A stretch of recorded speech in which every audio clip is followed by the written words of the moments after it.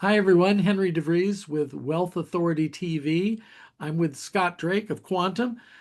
How are advisory firms getting in front of new clients on a regular basis, Scott? What a great question. That's where I spend my whole day, Henry, talking about that. A lot of the traditional ways are still active. You'd be surprised how many people are doing educational events or seminars. We're managing about 45 radio shows around the country. That has become very, very effective in a number of ways. But I'm going to spend time how they should be spending a lot of their time, which is on developing referrals. And the problem is that most advisors or advisory firms don't understand why somebody refers business to them. They think it's to help them. It's actually to help somebody the prospect of the client cares about. That's why they do it. And so when we look at the data across the world, so we are actually partner with somebody who helps in our education and training who works with dimensional funds, and we get to leverage their annual survey of hundreds of thousands of advisory clients around the world. When you look at how much of the average book of a firm is trying to refer, it's staggering, and they're missing most of them. So if you have 100 clients, you're watching this, if you have 100 clients right now, people you'd like to duplicate, there's likely 90 referrals trying to get to you on an annual basis from those people. Now, you probably are going, well, why aren't I seeing them? Well, it's because they're just giving out your phone number, right? And nobody's going to call you unless their situation is particularly dire. So we look at generating referrals as that's the low hanging fruit. You have a sales team that is telling your story, they're evangelizing you out there.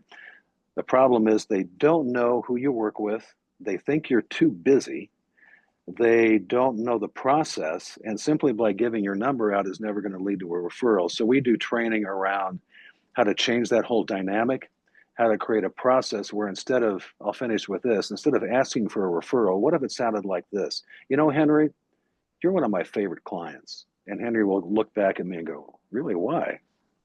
Well, Henry, I love it when I see you on my calendar. And it's not because of the assets you have with me. I think I've really helped you, and I love our relationship and I love working with you.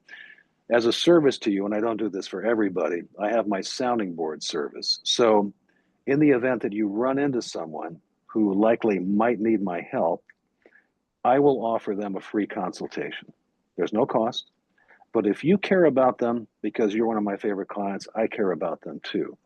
This does not cost anything, but if it does happen, I'd like you to stop. And before we make this introduction, let's have a conversation first. And you and I will figure out a way that's comfortable for you, me, or me and them to have that conversation that's comfortable for you and them. I know it's risky. I mean, if we mess up, it's going to shine on you.